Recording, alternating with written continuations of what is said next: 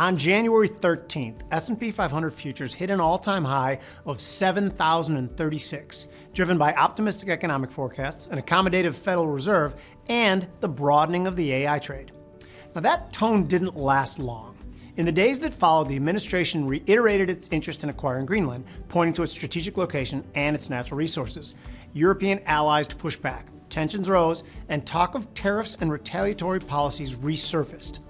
Markets reacted quickly. The S&P 500 fell about 2.5% over the next few days. The Nasdaq dropped roughly 3.5% and is now more than 5% below its late October highs. Now the focus shifts to January 22nd with the release of the GDP and the PCE data. Now GDP is expected to show a strong 4.3% annualized growth rate, still below the Atlanta Fed's GDPNow estimate of 5.4%.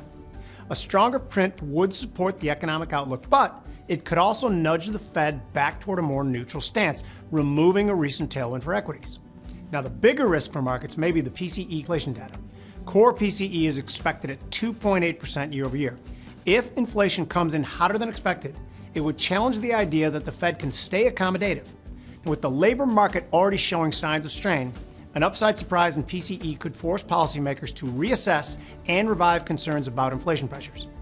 Now, if a trader believes that the market will rally in January, they could buy the January week 4 Monday, which expires January 26th, 69.20, 69.55 call spread for 7 ticks, with the underlying March futures contract at 6,900.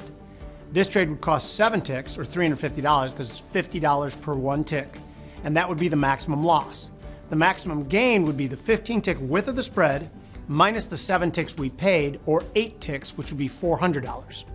If a trader believes that January will be a difficult one for the stock market, they could buy the January week 4 Monday 68.70, 68.55 put spread for 5 ticks with the same 6,900 underlying in the March futures.